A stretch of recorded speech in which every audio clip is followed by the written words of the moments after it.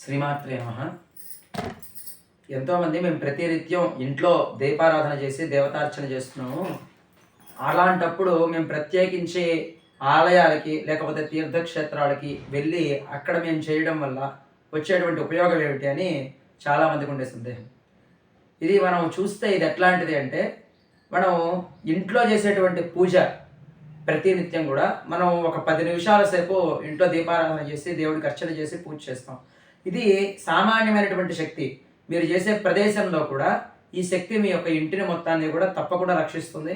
ఇంట్లో ఉన్న దీపారాధన ప్రతినిత్యం ఆచరించాలి. అయితే తీర్థక్షేత్రాల్లో చేయడం వల్ల దేవత ఆరాధన లేదా జపం లేకపోతే అనుష్ఠానం ఇట్లాంటివన్నీ దర్శనం కానీ తీర్థక్షేత్రాల్లోనే ఎందుకు చేయాలి అంటే, అక్కడ మహాత్ములైన వారు లేదా సాక్షాత్తు భగవంతుడే అక్కడ తపస్సు లేదా ఆయన యొక్క శక్తి అక్కడ నిక్షిప్తమై ఉంటుంది కాబట్టి.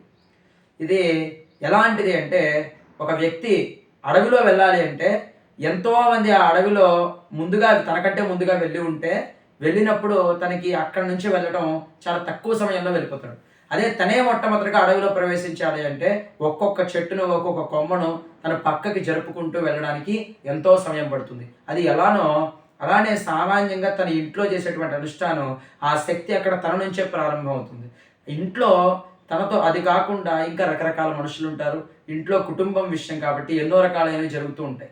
అలాంటప్పుడు తన ఇంట్లో ఉండేటువంటి శక్తి కంటే ఆలయంలో కేవలం నియమం నిష్ఠ వీటన్నిటితో కూడినటువంటి దేవతా శక్తి, అలానే మహాత్ములందరూ కూడా చేసినటువంటి ఫలితం అక్కడ ఉంటుంది కాబట్టి తను ఎక్కడికి వెళ్ళి అంత శక్తి ఉన్న ప్రదేశంలో మనం వెళ్ళి ఒక 5 నిమిషాలు జపం చేసిన, ఒక 5 నిమిషాలు భగవంతుని ధ్యానించిన, ఒక 5 నిమిషాలు మనం అనుష్ఠానం చేసిన ఆ శక్తి వెంటనే మనకి పనిచేస్తుంది.